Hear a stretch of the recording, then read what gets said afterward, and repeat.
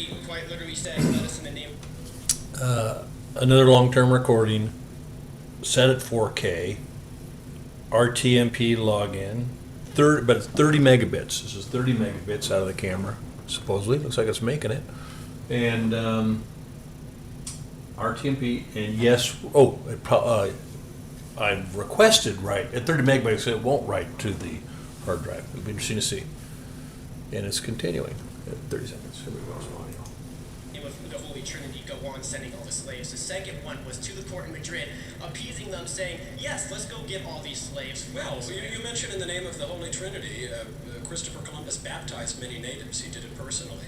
And he obviously was bringing the faith to the New World. You're at a Catholic university. If you believe that the faith is true and good and beautiful, as I do, as all Christians ought to do, then that's a wonderful thing to spread the gospel to people who've never heard it before. You misheard the quote. The last part of the quote. I don't think I misheard the quote, but you can repeat it if you like. In the name of the Holy Trinity, what should we do in that name? Go on sending all the slaves that can be sold.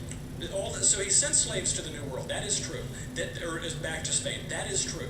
That was part of the deal. And if you listen to my lecture, I'm not sure. I heard your question, but I'm not sure you heard my lecture. He agreed to the encomienda system as a political concession because he was outfoxed by a local mayor named Roldan. This was the cause of much of his consternation in the New World. It's the reason that Bobadilla was able to take over and usurp control from him in the West Indies. This is a political reality. This is not a beautiful thing. It's a terrible thing. Slavery is an awful thing. None of us disagrees with that. But for us now, as people who have benefited, all people of the whole world who have benefited from the greatest country, the most profitable, the most charitable, the most equitable, the most just, the one that allows you to stand there and ask me that question, for us to spit on that man who made all of it possible because he made some moral concessions in order to take the most ambitious voyage at that time in the history of man is so bizarrely ungrateful. It is so ignorant of historical and political realities as to be naive and sophomoric. My question was, how can you justify calling him a hero? I just justified it. That's my explanation. I think that you're standing on the shoulders of giants and you think that you're flying, but you're not. We are dwarfs standing on the shoulders of that great man, and we spit down on him in our ingratitude. How pathetic.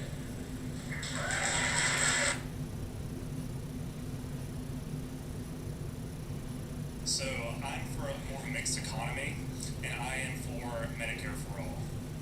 I believe. Doesn't that seems awful? It seems like you want to become an old person. Why do you want to become an old person? No, why do you want to use old ideas like socialism? No, that's giving everyone the right to health care, health insurance. And right now, our current system, we have 600,000 bankruptcies. People file for bankruptcy under our current system. Our current system is not cost effective. It costs, what was it, $33 trillion over a 10-year period from right now. And a recent study by the Mercatus Center actually found that the Medicare for All system in the Senate would save $2.1 trillion over a 10-year period from 2022 to 2031.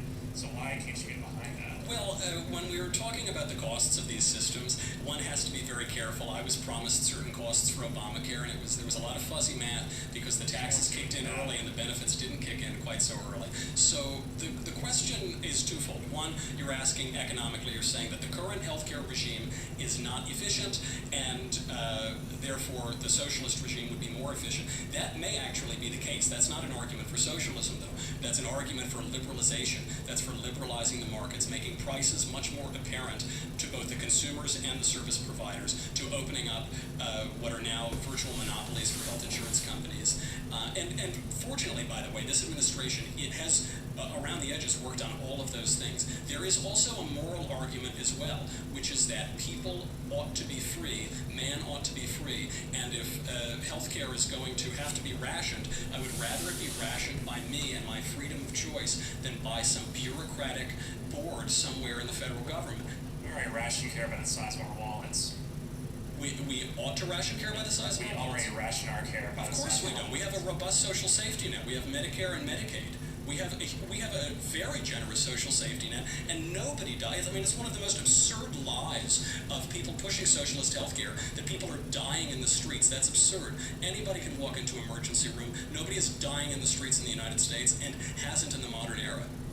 It's thousands of people are dying in the U.S. You can keep repeating your lie, but it doesn't make it true. Show me the person who is denied entrance to an emergency room, my friend. Show me the person. I haven't seen them. Hey, I'm for facts over feelings.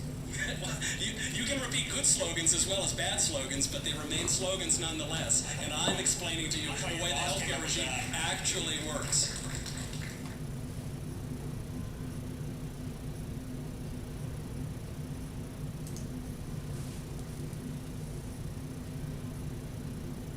Everybody knows a quote, what LBJ said. He's all like, oh, we'll have these N-words voting for such and such years or whatever. And after I said that, she just said, oh, disregard that. They're still for the black people, whatever. They're still for us, whatever. So basically what my question is how are we going to get the truth out there? How are we going to make sure that everybody's like staying in line with the truth? How are we going to make sure that the information that everybody's getting is veritable and fact checked? Because we have people out here that don't necessarily follow the facts. They don't necessarily believe in things based on reality. So how are we going to get that going? The key is dispelling this leftist premise that conservatives hate black people and brown people and Hispanic people and every kind of people other than like Mitt Romney, basically. Other, you know, like just the whitest imaginable guy. You have to dispel that first, because I'm sure you were making many eloquent arguments about how leftist policies have really wreaked havoc in the black community, and Thomas Sowell has written extensively on this topic. Thomas Sowell, one of the greats of modern times, and he's written extensively about how until those massive welfare programs of the 60s and 70s, until then, in the black community, murder rates were going down, crime rates were going down, out-of-wedlock birth was going down, divorce was going down, poverty was going down, and then, as if all of a sudden during that cultural revolution of the 60s, all the trend lines reversed. And so what the left would say is, forget about all of that. We, the leftists, like black people, and those mean conservatives hate you because of the color of your skin. And that's an argument based on identity, but it's a very strong argument. You know, I mean, if I really were to believe that some group of people hated my guts, then it wouldn't matter too much how much they lowered my taxes or fixed some problems in my neighborhoods, because I don't want to elect people who hate me. Now, the reality, of course, is that conservatives do not hate black people or anybody else. There's no, and you could make an argument for racial prejudices on the left. What Mr. Gerson referred to as the soft bigotry of low expectations, to say we will never expect certain social standards from you because you're just not capable of it on the basis of your skin. And that's a horrifically bigoted point of view, and it's one that the left holds. I think you've got to make the argument first from compassion, from dispelling this myth that the left is compassionate. It's not. There's nothing compassionate about getting people stuck in generational webs of government dependence, living in absolute abject misery and squalor, and hooked on welfare payments, and hooked in bad schools that they're not allowed to break out of. I mean, even just on that one issue of school choice, for so many people, getting into a good school can radically change your life outcomes. It is the best shot you have of getting out of poverty and of having not only a materially prosperous life, but a spiritually and culturally prosperous life too. And you have the left, especially in inner cities, saying we're going to lock you and trap you in failing schools where you'll learn nothing and you'll very likely join a gang. And you have conservatives going out there and saying we need school choice, we need to encourage vouchers, we need to encourage charter schools to at least give you a chance. And what does the left do? They say that's cruel, that's racist, that's bigoted. You've got to break that first. There's nothing compassionate about trapping somebody in a cycle of poverty because you don't think that they can accomplish anything. And there's nothing worse that you can do for a young person than to say, hey, you'll never accomplish anything because the whole world's out to get you. And there's a patriarchy, and there's white supremacy, and there's structures. You can't do anything, so just sit down and shut up. There's nothing worse that you can tell a young person. I know that you were able to find $4.5 billion in tax subsidies for Foxconn, even though you're talking about your budget. You accepted donations of over $750,000 from lead paint manufacturers, and then attempted to bar 170 victims of lead paint poisoning from being able to sue. And I do remember when a Buffalo radio DJ prank called you pretending to be David Koch, and you sounded like you were about one question away from asking him what he was wearing. So my question for you is, how do you sleep knowing that you've used power to hurt people instead of help them? And do you believe that the Koch brothers will turn you from a puppet made out of ham into a real boy if you hurt enough people? Well, this is the wonder of American discourse. As another speaker in our circuit, Ben Shapiro, says, the facts don't care about your feelings. In this case, the reality is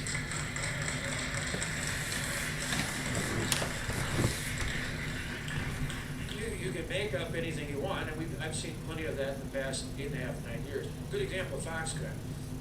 Go back and ask anybody in the state legislature how much money they've got thus far. Not a penny. They only get money based upon what they earn, like any other economic entity in the state of Wisconsin. They have to earn tax credits. So you can say whatever you want, but the facts are the facts. They haven't earned any tax credits, which is why they don't. Which is why they haven't got any tax credits yet. So, no, in the end, and I didn't take any of that. The state didn't do any of that. Economic development projects in that area is one of the fastest growing corridors in the entire Midwest, one of the fastest growing in the country. And they don't get any tax credits, so they create jobs to make the capital investments that they claim along the way. So that's just one of the many misstatements they made along the way.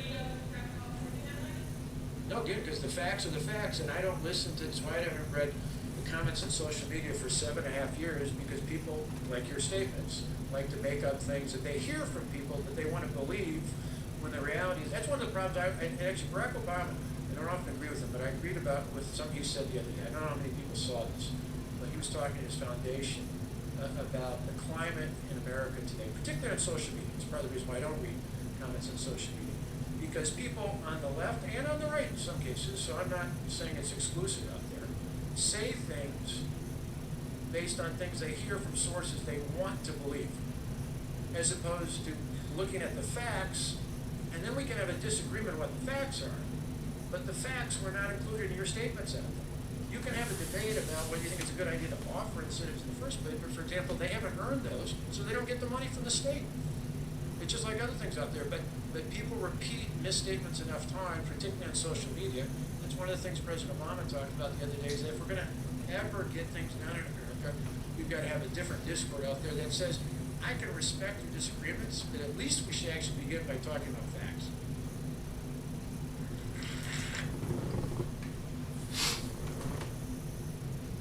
You started off, and you talked about Thomas Jefferson's letter. I'm at an advantage. I saw you speak at Gonzaga, so I've seen you read that letter before, and I've seen you give this talk once before. I say own message. I say consistent. And so you talked about Thomas Jefferson's letter, and you call yourself a student of history. And so I read Thomas Jefferson's letter, and what I think you did leave out is that while they did go to Tripoli, Thomas Jefferson also slept with the Quran by his bed. And when he wrote the Constitution, he incorporated values of the Quran and of the Islamic faith. And so, you talk about this, and you kind of trace this history that we have against Islamism or Islamists. And you talk about, you almost paint this us versus them mentality. When you talk about your... No, they paint when you talk about, you talked about Fort Hood and the personal touch that you had there. But, when we talk about Al-Shabaab and like the Kenyan Westgate mall shooting, I was there the year before that. When we talk about the Taliban in Pakistan, those are people of my community that are being targeted. Okay, and so why don't you join me in this fight? Right, and so I am. You've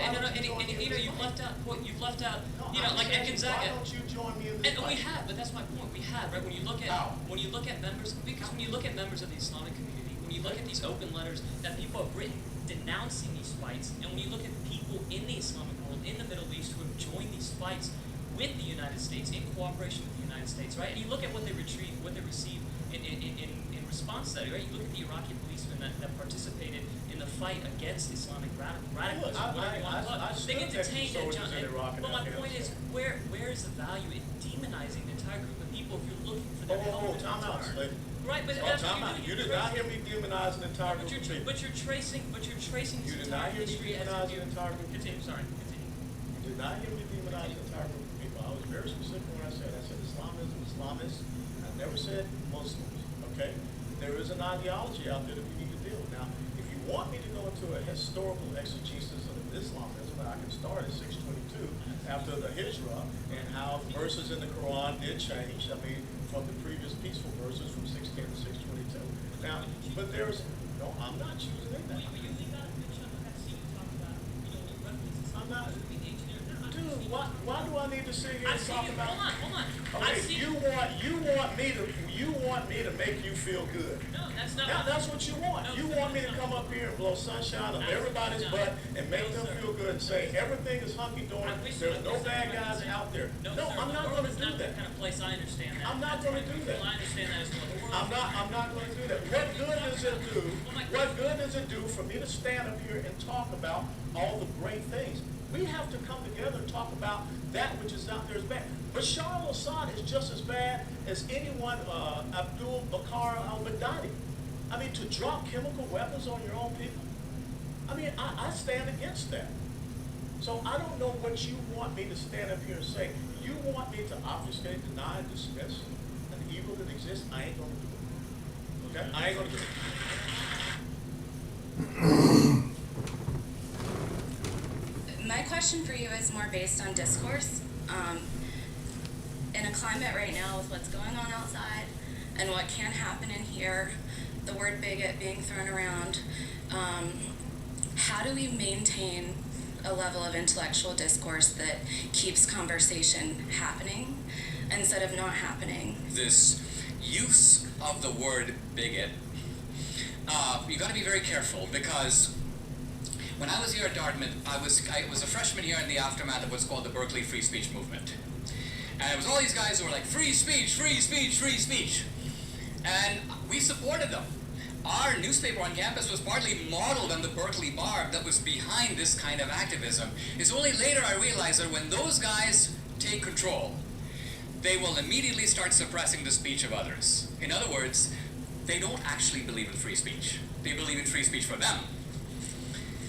Bigot is a very loaded term, and because it has real sting and applies to real people, there's an effort to try to pin it on people. See, like these guys are walking out, they're too lazy to debate with me. They're not going to. I mean, they aren't. They aren't. Because, I'll tell you why.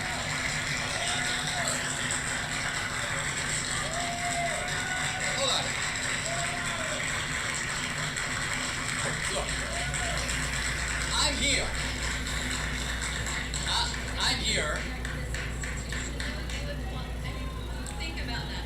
We respect the institution and the standards that this institution upholds.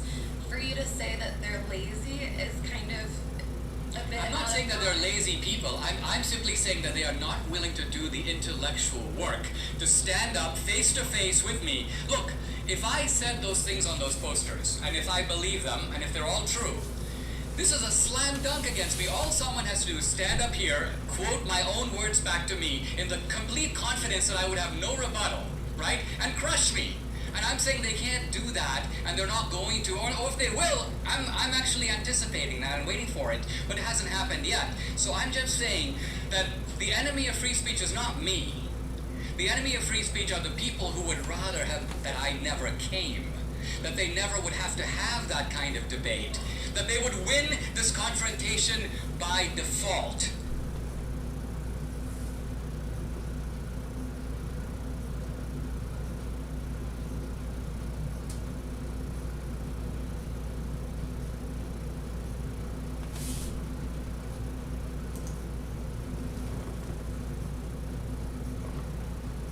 You've also said things like feminism seeks to transform women from first-rate women to second-rate men. The very fact that women wear leggings shows you that's something the female body is meant to attract. Feminism has created this generation of women who think they matter because they're women, who think their ideas matter because they're women. You've also said whenever women speak to me, I pretend to listen, then I pretend that they make sense. You've also said... No, wait. You threw in a joke there. Hold on. I was with you up until that one. Okay, that one was a joke, yeah. You have said, I have no idea what these people are. I have no idea what a queer man is. And finally, Yes, all those things are true, and I So, since we're on the topic of fake news and essentially misrepresentation, one-sidedness, unwillingness to expand one's worldview, what feminist philosophers and feminist writers have you read that you believe makes you a proper authority, a knowledgeable authority to represent and report on something as complicated as feminism? well, unfortunately for you, I'm actually, so that's not gonna help you. But I'm not even gonna go there because I don't think you have to read feminist philosophy to see feminism in action, right? It's political. You see feminism in action. There are a lot of people who say things that make sense on the page that when you put them in operation. I am an anti-feminist, and let me tell you why I'm an anti-feminist. It seems to me that feminism, instead of saying, I believe completely free and complete rights of all people, no matter what their sex, no matter which of the two sexes they are. All right, that's what I believe. All right, I believe that men and women have rights, and they should have free exercise to make any choice they want. What I don't agree with is the idea that somehow male values are the right values, and women who have a different set of values, which have traditionally and I think rightly been called female values, are somehow less than their male counterparts. So people who are told, oh, if you make a home for people, which to me is the greatest gift you can give anybody, right? And somebody like who has had a home made for him, it is the greatest thing in my life. If you give life to somebody, if you nurture that person with your body and with your time, and you put aside your career, and somehow you've done something secondary to a guy who goes out and sells widgets to a widget factory and makes money. That to me is what feminists have essentially maneuvered themselves into, and I disagree with them completely. I think that one of the great joys of life is that there are men and women. This is one of the blisses of life, and they've made it a problem. Now, listen, you can go back in history, and there was some point, probably around the 60s, 70s, when I would have agreed with them. And I did agree with them. But they have gone beyond that. They have gone beyond that to a point where I think they are anti-male, but they're anti-male, but they're also anti-female. They're anti the values that most women hold, and the things that most women feel are important. And I find that to be absurd. So you just read off a bunch of quotes, which I think you got from Media Matters, because they're after me all the time, right? Direct videos to make sure they were in context. But I agree with all those quotes. I stand by every single one of them because, not because I don't want, listen, if a woman says to me, hey, I want to be an astronaut, my feeling is, hey, be an astronaut. What difference does it make to me? I've got the greatest wife in the world. I don't care what you do. I'm not going out with any other women. That's it for me, okay? So I'm good. Please make the choices that you want. But don't let people tell you that your secret dreams, your deepest dreams, are somehow invalid because they don't serve their political purposes. That is my problem with feminism as a political movement, okay? And if we had time and you wanted to discuss certain philosophers, I would tear them apart because most of them are talking nonsense. Simone de Beauvoir said, one of the founding philosophers of feminism, you would agree, right? She said that women should not be allowed to stay home and raise children because too many of them make that choice. And I have a two-word answer to that, which I won't tell you. Anyway,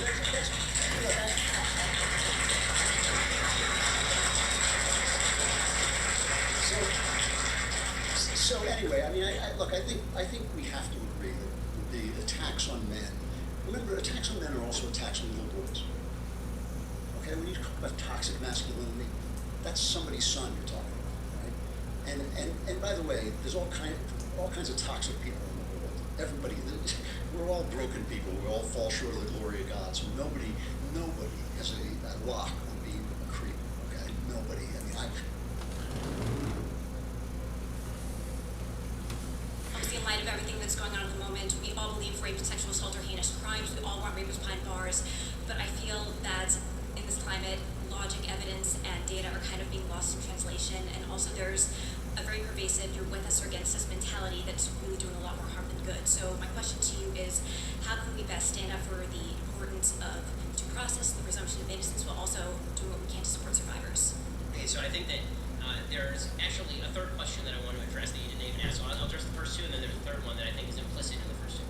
So when it comes to standing up for due process, the answer is that we actually have to stand up for it, even in cases where it makes us uncomfortable, or even where we believe that the person may be responsible for something bad, because once you lose due process for one, you lose due process for everybody, obviously. When it comes to standing up for sexual assault survivors, I think the idea that we ought to take everybody's first account with the respect it deserves means not dismissing, not downplaying, but it also means asking the proper questions in order to get at the truth. That doesn't mean intimidating people. It doesn't mean calling people liars without evidence that they're lying. It doesn't mean mocking them, obviously, God forbid. It doesn't mean doing any of those things.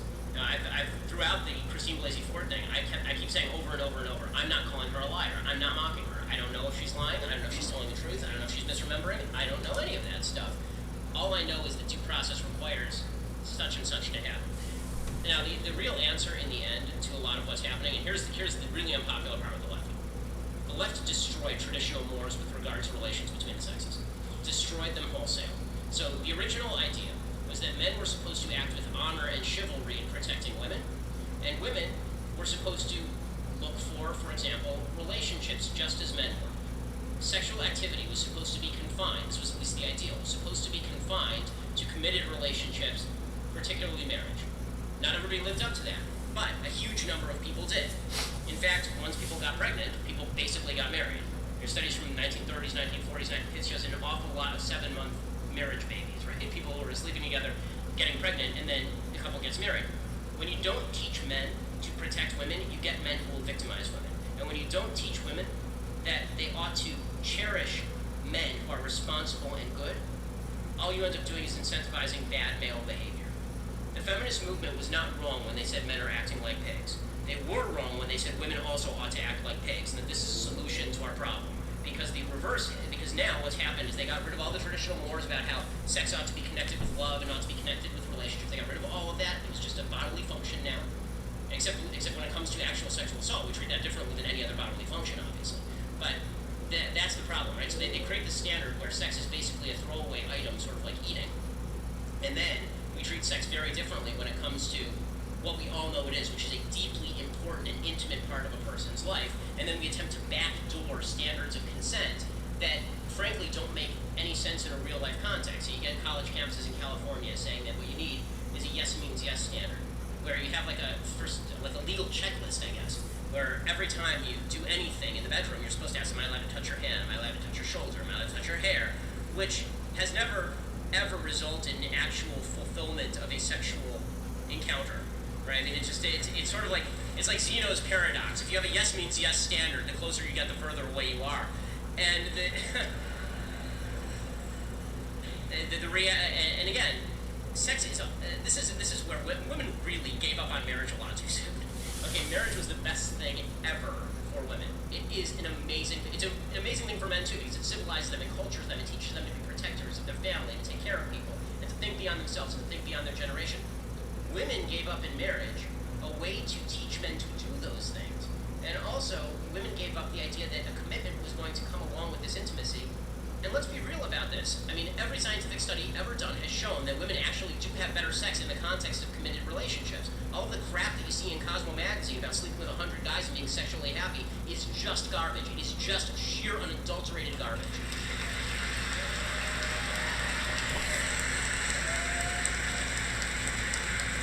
So, have you ever considered how most corporations in America are structured essentially like private dictatorships, and most employees do not have any democratic control over their own workplaces? And do you think maybe that's part of the issue? Just because someone gets rich doesn't mean someone gets poor. When someone works for somebody else, they're getting a wage, they're getting an opportunity. They're being able to get their kids through college, put food on the table. Where we disagree the most with the Marxist left is that the Marxists come after this and they will say it is inherently exploitation if someone is gaining wealth. That is wrong. That is fundamentally wrong. If you buy a product, not only does someone have to make the product, but they have a job, they have a wage, they're able to provide them for themselves. But if your product isn't good, people are not going to buy it. If your product is worthless, people are not going to keep on buying it time and time again. That is why things get better over time. Capitalism does three things. It makes prices go down, quality go up, and more people have more stuff. We're going to coming up on 30 minutes here. The richest people in the world. What about like people who don't have any money? If you use money to determine people's wants and needs, then essentially people who don't have any money are going to be left out. Like when money is. What do you mean? How do you count people with no money? This is America. You have no money, you can work hard, and you will be awarded for that. I started with absolutely nothing in my life. So I'm the person you're looking for. I'm the person you're looking for. I started my life $150,000 in debt, came from a two-parent